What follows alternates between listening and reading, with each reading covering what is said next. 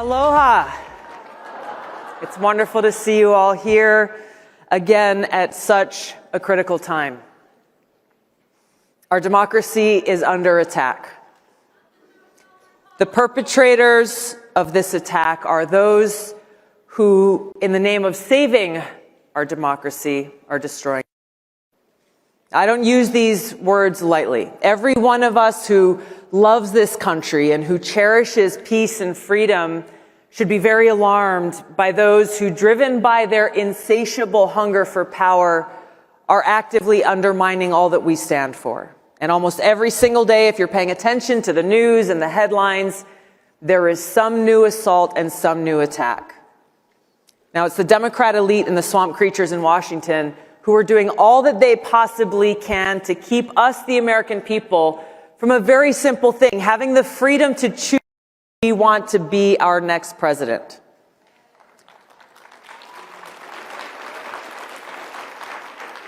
And it is clear through their actions they have no respect for us, and they have no respect for our rights as citizens of this democratic republic.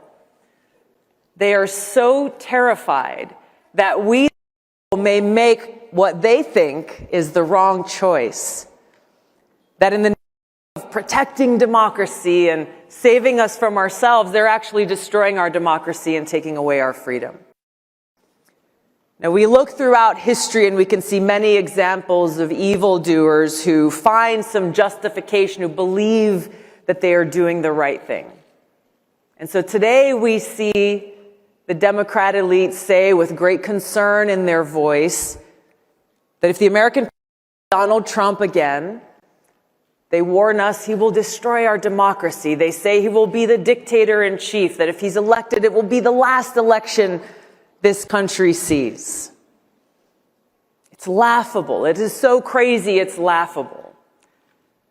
But they're justifying their actions by telling themselves that they need to destroy our democracy in order to save it. It's lunacy, and it's the mindset and mentality of dictators. They are waging a multi-front battle, and they will stop at nothing until they're successful.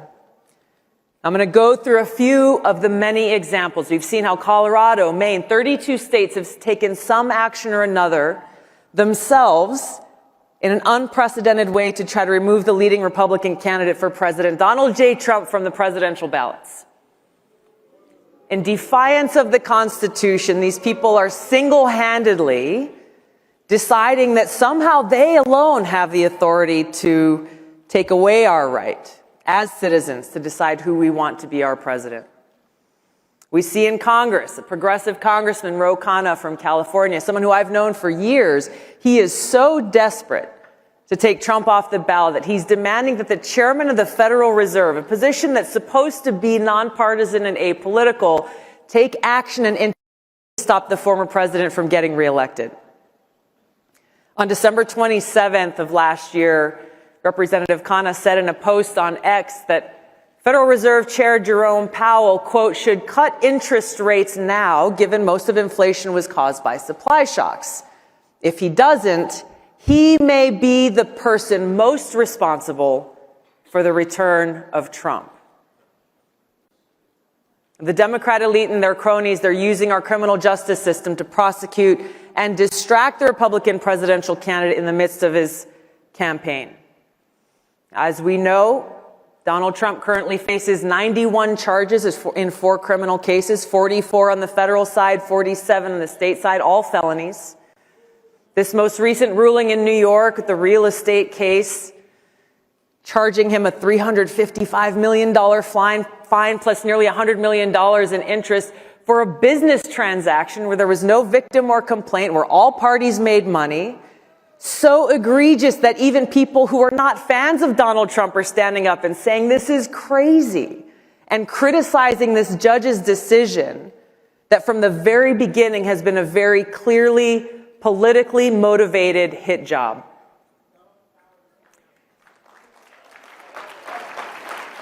This is the truth. They're hoping and doing all that they can convict Donald Trump of some crime, any crime, to try to undermine his support and therefore prevent what they fear most, a second Trump presidency.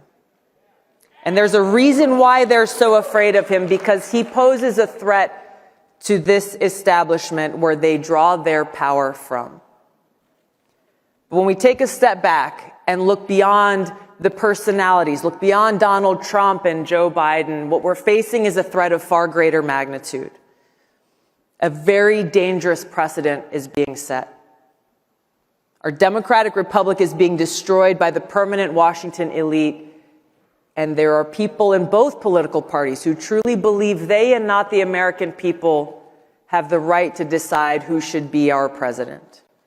They easily and dangerously dismiss our Constitution, of law, the voices of the American people, anointing themselves as the ones who have the power and justification to make this most important decision. Now, I've only mentioned a few of the many examples. I could write a whole book detailing all that's been done, all that the Democrat elite and Washington establishment have done and are doing to try to destroy Donald Trump and steal our election. As you know very well, President Trump has endured years of attacks. What we're seeing now is a continuation of something that began in 2016, ever since he came down that golden escalator. Now, I've met a lot of strong, tough people in my life. I can't think of a single one who could not only withstand all that they're doing at Donald Trump without crumbling, but someone who would actually choose to keep fighting against the entire Washington establishment.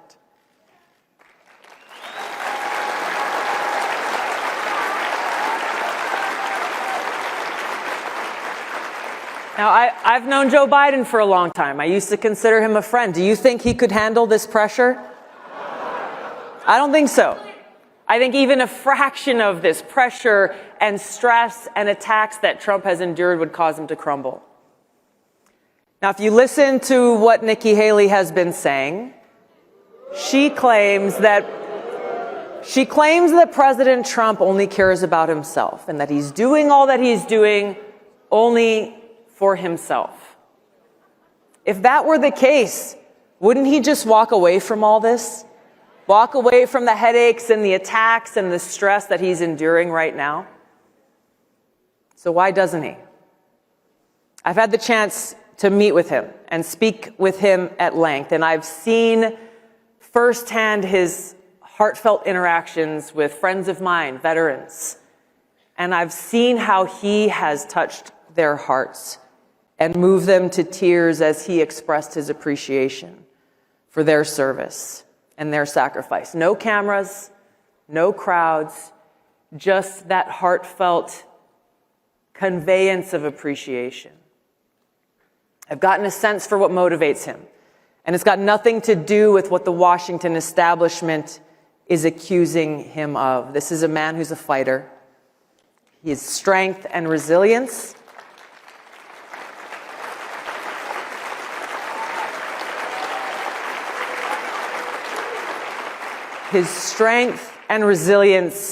can only come from one place. His ability to endure this hardship can only come from one place, and that's a sincere love and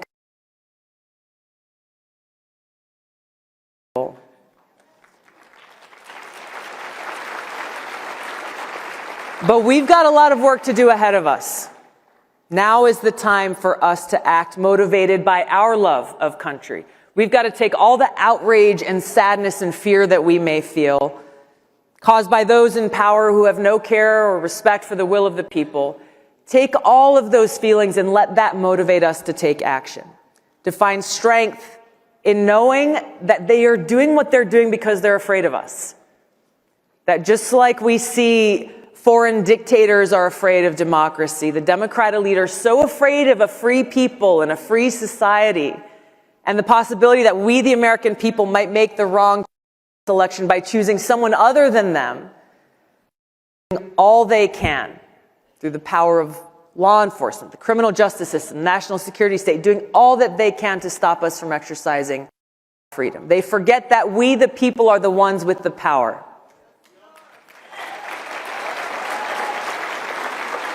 But we to get away with this. Our democracy is under attack, and it's up to us to save it. We have to hold the responsible accountable at the ballot box. We have to send this strong message to leaders in both parties that those who abuse their power and undermine our democracy and our freedom will not be tolerated.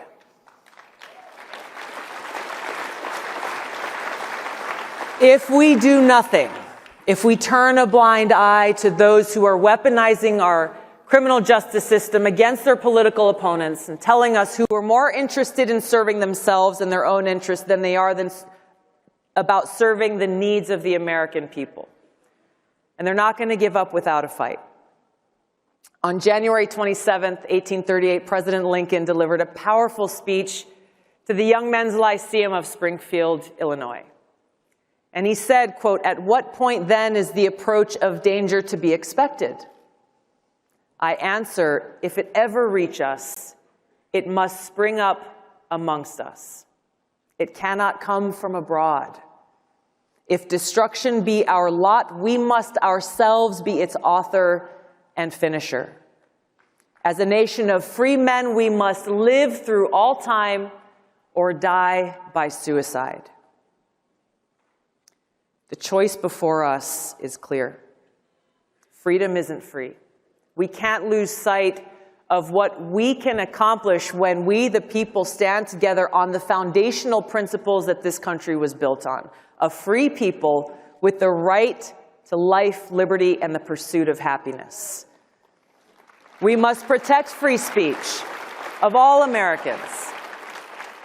We must stand against those who'd rather censor, cancel, and smear rather than engage in honest debate as our founding fathers did.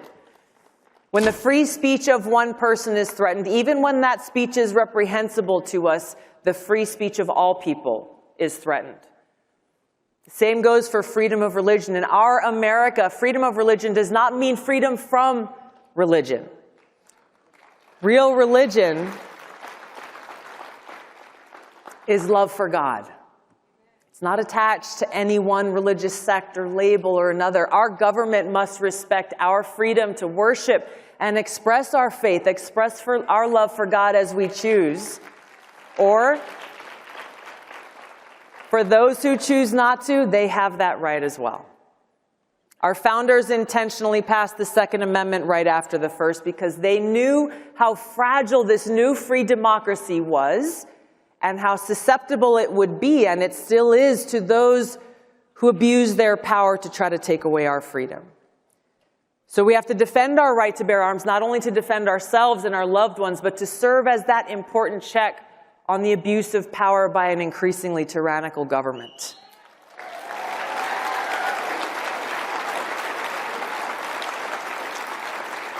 We must stop the bipartisan warmongers of Washington who constantly beat their war drums, who have pushed us to the precipice of World War III and a nuclear catastrophe. Now, President Eisenhower warned us clearly in his farewell address about these people, those in Washington who bend the knee to their bosses in the military-industrial complex and then shrug their shoulders and look the other way at the costly, damaging, and potentially catastrophic consequences of their decisions, the cost that every one of us pays. We need leaders who are committed to peace, strength, and prosperity, because we cannot be truly prosperous as a nation unless we are at peace. Unfortunately, war is sometimes necessary to defeat those who threaten the safety, security, and freedom of the American people. And as a soldier serving now for almost 21 years in our military and still serves today, I know this firsthand.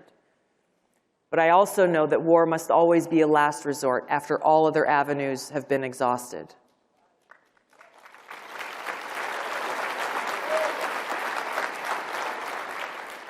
We need leaders who are committed to upholding the rule of law, who are committed to keeping our communities safe and securing our borders.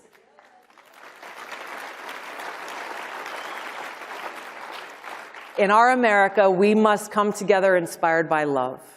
Love for God, love for others, love for our country, because we live in the greatest country in the world.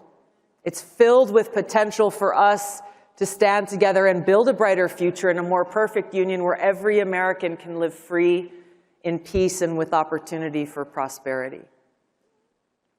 To make this future a reality, we must not only come together in spaces like this with our brothers and sisters who agree with us, we also have to reach out to those who we may not agree with on every issue, but who love this country as we do and who are just as frustrated with those abusing their power as we are, whether they're Democrat, Republican, Independent, or Libertarian. We must stand together as fellow Americans who cherish peace and freedom, cherishing our commitment to save our country and defend our republic. Those in power in America today are leading this great nation toward the suicide Abraham Lincoln warned of. If we do not act now, we will look back at this very moment with regret, but we won't be able to say that we had no warning. By God's grace, we are free and we will remain free. God bless you all. God bless America. Let's go and save our country. Thank you so much, everybody. Aloha. Thank you. Thank you. Thank you.